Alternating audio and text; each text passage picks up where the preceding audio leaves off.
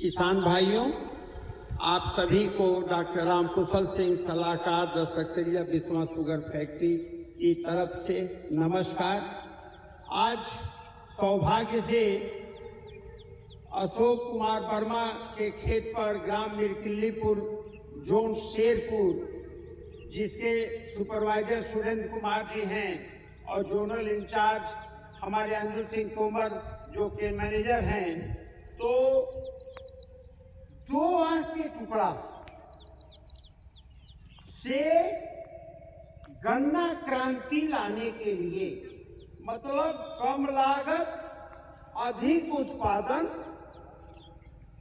अमृत पानी से बीज शोधन, सिंगल सुपर फास्फेट और मृदा कल्प का उपयोग, साथ में रत्ना का उपयोग, कुल मिलाकर के कम से कम लागत में अधिक उत्पादन के लिए गन्ना किसान भाई गन्ना क्रांति कैसे लाएंगे, इस विषय पर हम चर्चा करेंगे। जिसमें पहली सीढ़ी है बीज का चयन।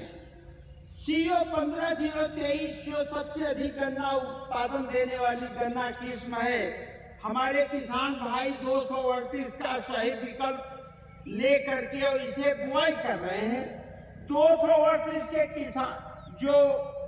किसान हैं वो 15023 की बुआई अगर एक आंख से करते हैं, अंजुल सिंह तोमर जी आप दिखाइए, यह एक गांठ है, इसको हम वैज्ञानिक भाषा में आंख कहते हैं। गन्ना ठोस होता है, इसके ऊपर छोटा और नीचे बड़ा, तो एक गांठ का टुकड़ा अगर आप गन्ने के खेत में ट्रंच विधि से 4 फीट की दूरी 10 इंच की गहराई में एक आंख से बुआई करते हैं, तो आपका बीज 1 कुंटल या 5 कुंटल प्रति एकड़ लगेगा। अब बात आती है कि 2 गांठ के टुकड़े जिसमें 2 आंख होती है, यह कहीं से भी हानिकारक नहीं है। यही आपको गन्ना क्रांति में बदलेगा। क्यों? आप जो 2 गांठ का टुकड़ा लेंगे तो 2 कुंटल बीघा या 10 कुंटल एकड़ उपज आएगा। एक गांठ में 100% जमाव, 2 गांठ के टुकड़े में 60 से 80% का जमाव और 50% बीज की कमी। तो 2 गांठ का टुकड़ा बोएंगे, दोनों गांठ जम जाएगी, जमाव आपका 60 से 80% के बीच में रहेगा नमी के अनुसार। अब बात आती है 3 गांठ का टुकड़ा। ये 3 गांठ का टुकड़ा पुरातन काल में बोया जाता था, 3 आंख के टुकड़े जिसमें 1 आंख जमती है और 15 कुंटल एकड़ का बीज लगता है। तो एक तरफ आपका बीज लगा 15 कुंटल और 1 आंख या 1 गांठ जमी, तो 33% जमाव हो गया।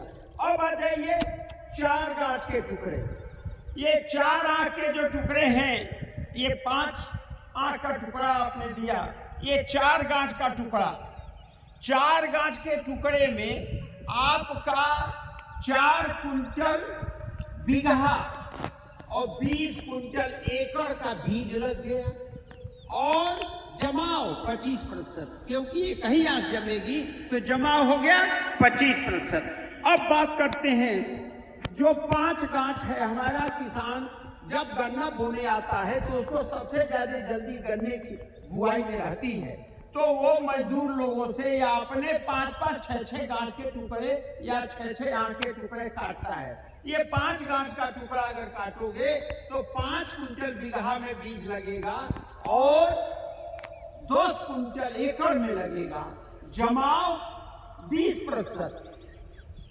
6 गांठ का टुकड़ा, यह भी बहुतायत से आप लोग कर देते हो। जब ऊपर गन्ना जाता है तो जो टुकड़े बनते हैं, पोरी बनती है, वो छोटी छोटी होती है, उसमें 6-6, 7-7 गांठ आप टुकड़ा काट देते हैं। तो एक तरफ 6 गांठ का टुकड़ा लेने पर कम से कम 6 कुंटल बीज आपका लगा और इसमें जमाव कितना हुआ?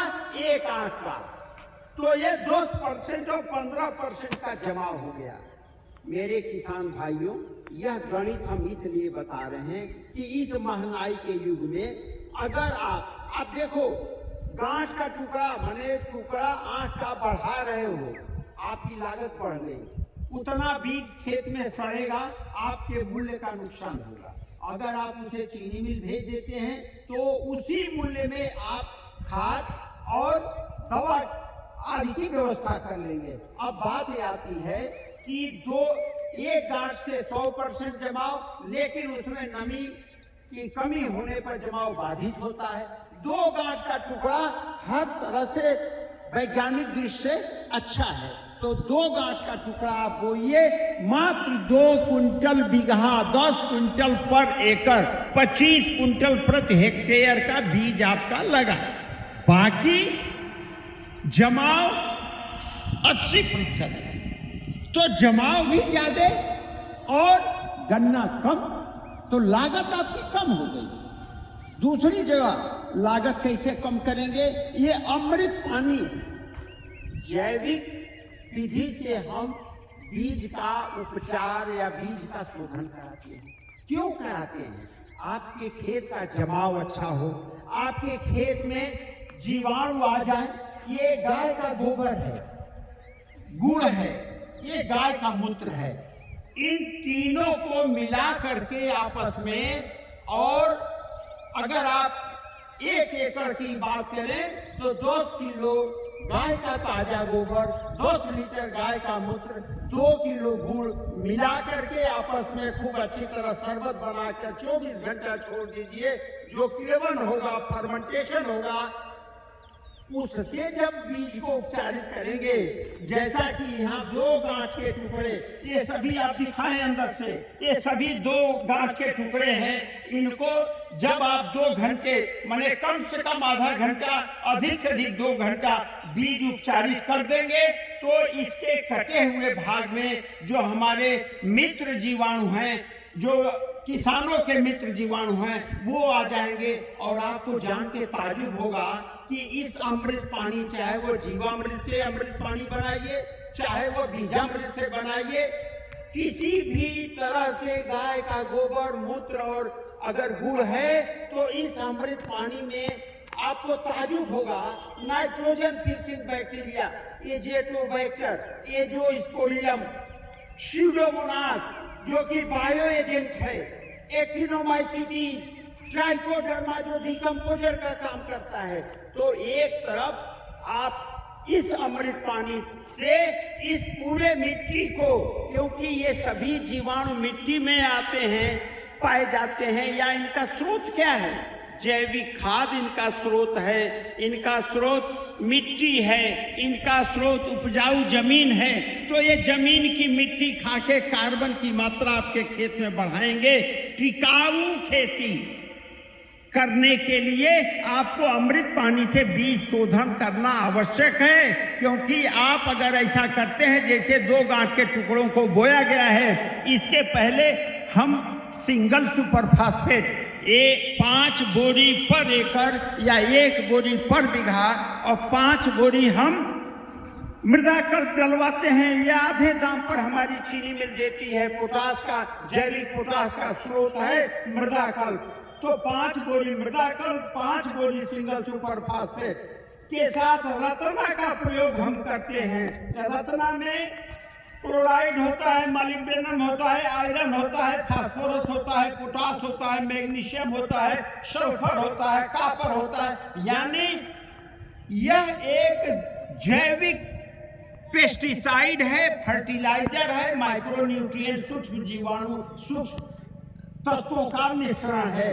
जब आप गन्ने पर गन्ना बोते हैं तो आपके खेत में कार्बन की मात्रा कम हो जाता है, आपके खेत में पीएच का मान बढ़ जाता है। उसको न्यूट्रल करने के लिए इसमें आवश्यक तत्व विराजमान है। तो रत्ना का प्रयोग, सिंगल सुपर फास्फेट, मृदाकल को बुआई में एक साथ पहले दे दीजिए।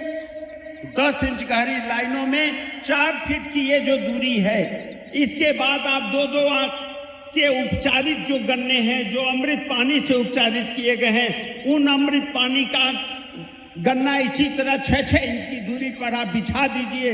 ये बीच में जो 4 फीट की दूरी है, इसमें हम मूंग या उड़द बोआते हैं। तो आपके सामने 2 विकल्प है।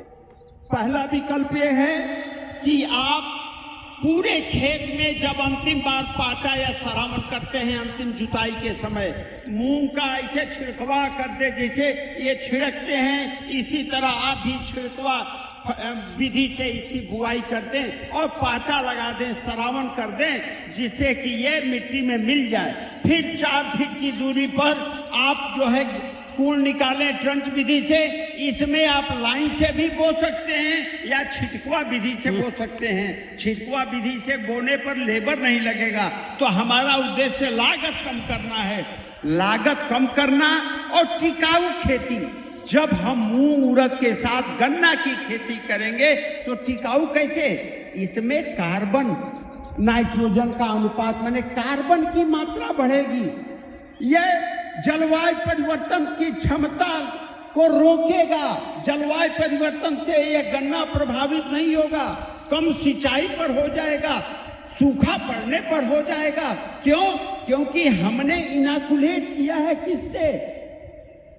जो अमृत पानी में जो नाइट्रोजन फिक्सिंग जीवाणु हैं, जिनको हम एजेटोबैक्टर एजोस्पोरिलम के नाम से जानते हैं, और ये जो राइजोबियम से राइजोबैक्टर निकलता है, ये सभी का काम इसमें एजेटोबैक्टर, राइजोबियम और सीडोमोनास ये एक सिम्बियोटिक रिलेशनशिप में गन्ने की जड़ों में जा करके नाइट्रोजन फिक्स करते हैं, फास्फोरस को घुलनशील बना करके और गन्ने को उपलब्ध कराते हैं। तो इस तरह से हम टिकाऊ खेती के माध्यम से एक्टिनोमाइसिटीज, ट्राइकोडर्मा जो डिकम्पोजर है, जो बायो एजेंट है, फंगल जनित, माने आप देखिए कि न आपको किसी पेस्टिसाइड की जरूरत पड़ेगी, नो इंसेक्टिसाइड की जरूरत पड़ेगी। क्यों? आप बायो पेस्टिसाइड तो डाल रहे हैं भाई, आप एक्टिनोमाइसिटीज डाल रहे हैं, आप सीडोमोनास से इनाकुलेट कर रहे हैं, आप ट्राइकोडर्मा से इनाकुलेट कर रहे हैं। तो ये फंगस जनित रोगों को रोकेगा, बढ़ने नहीं देगा। साथ में डिकम्पोज, इसमें जो गन्ने की सड़ी जड़ें हैं, जो सूखी पत्ती है, जब पेड़ी प्रबंधन आप करते हैं तो उनको कार्बन में तोड़ने का काम, अपघटित करने का काम करता है। तो यह अमृत पानी या जैविक जो हमारा घोल है, जीवाणु घोल इसको भी कहते हैं, तो यह जीवाणु घोल किसान के खेत में कम लागत में बन जाता है और टिकाऊ इसलिए होता है कि यह डिकम्पोजर है। ये नाइट्रोजन वायुमंडल से नाइट्रोजन को फिक्स करके पौधे को उपलब्ध कराएगा। इसमें खेत में जो घुलनशील फास्फोरस बनाएगा, जो पौधे को उपलब्ध होगा। साथ में डिकम्पोजर के रूप में एक्टिनोमाइसिटी जो ट्राइकोडर्मा काम करेगा। तो जैसे दूध में जमावन डालते हैं, उसी तरह किसान भाइयों मेरा आपसे अनुरोध है कि आप डॉक्टर रामकुशल सिंह के वीडियो को लाइक करें, सब्सक्राइब करें, अधिक से अधिक शेयर करें, जिससे गन्ने की क्रांति, देखिए गन्ने पर गन्ना अगर बोएंगे तो हमारी विधि को अपनाइए।